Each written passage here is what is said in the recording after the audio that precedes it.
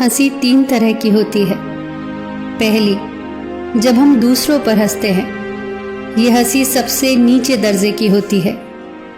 दूसरी हंसी, जब हम खुद पर हंसते हैं, ये हंसी ऊंचे दर्जे की होती है। तीसरी, अंतिम और उच्चतम हंसी वो होती है जब हम पूरी स्थिति पर हंसते हैं। पूरी स्थिति यानी अच्छी हो, बुरी हो, बेतुकी हो, जैसी भी हो, सब मंजूर है, पूरी समग्रता के साथ मंजूर है। ऐसी मंजूरी के साथ जब हम हंसते हैं तो वही होती है ब्रह्मांडीय हंसी।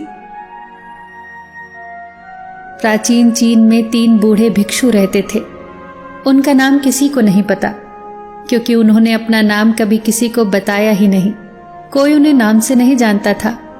वो जाने जाते थे 3 हंसने वाले भिक्षुओं के नाम से। वो भिक्षु थे, पर ना तो कभी उन्होंने कोई शिक्षा दी, न उपदेश दिए, न किसी बात का जवाब दिया।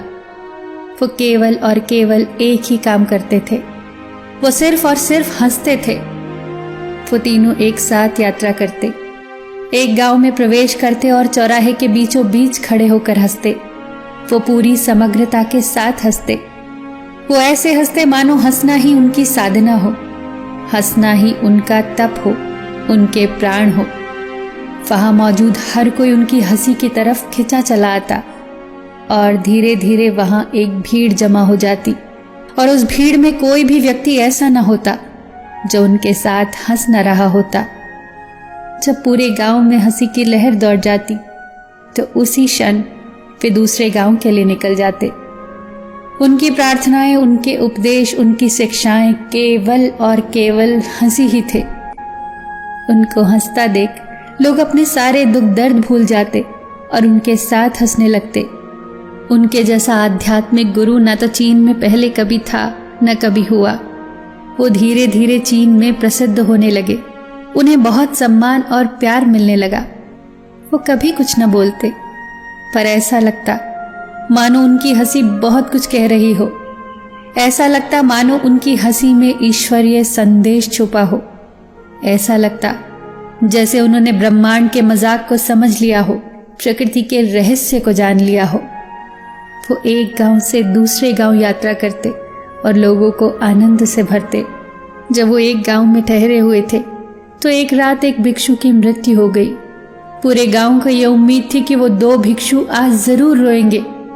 लोग दूर दूर से इकट्ठा होने लगे इस नाटकीय घटना का गवाह बनने के लिए कि कैसे वो 2 भिक्षु आज रोएंगे।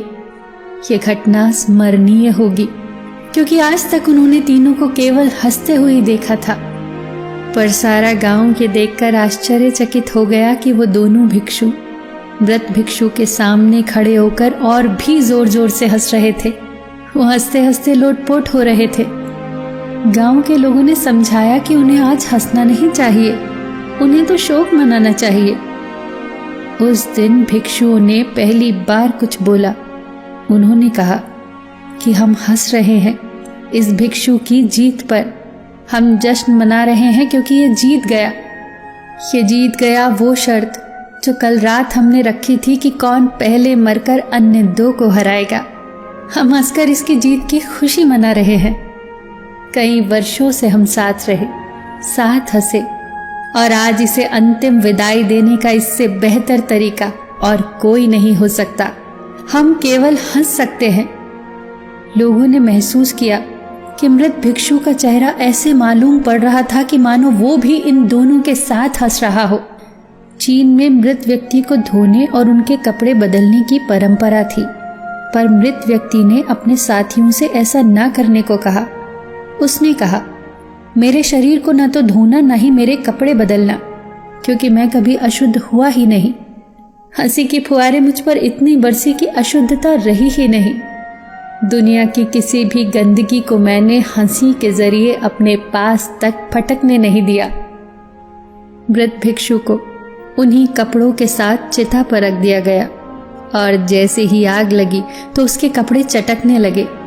मृत भिक्षु ने अपने कपड़ों में पटाखे छुपाए थे जो आग लगते ही फटने लगे, और सारा आसमान कई रंगों की आतिशबाजियों से चमकने लगा। सब आश्चर्यचकित थे, सब दिशाओं में रंगीन रोशनी फैल गई और ये देखते ही सारा गांव जोर जोर से हंसने लगा। वो भिक्षु जाते जाते भी पूरे गांव को एक बार फिर से हंसा गया। वो भिक्षु सिखा गया ब्रह्मांड के उस रहस्य को कि हंसो, क्योंकि हंसना सिर्फ मनुष्य के भाग्य में ही है। हंसो, क्योंकि हंसना आपके द्वारा अभी तक की गई प्रार्थनाओं में सर्वश्रेष्ठ है। हंसो, क्योंकि मुस्कुराहटें आत्माओं का चुंबन है। हंसो, क्योंकि हंसी के हथियार के सामने कोई खड़ा नहीं रह सकता। सब कुछ भूलकर हंसो, सुख दुख दर्द तकलीफ सब भूलकर हंसो, ताकि आप उस ब्रह्मांडीय हंसी का हिस्सा बन सको। फिर मिलेंगे दोस्तों अगली कहानी के साथ। तब तक के लिए अपना ख्याल रखना और हमेशा मुस्कुराते रहना।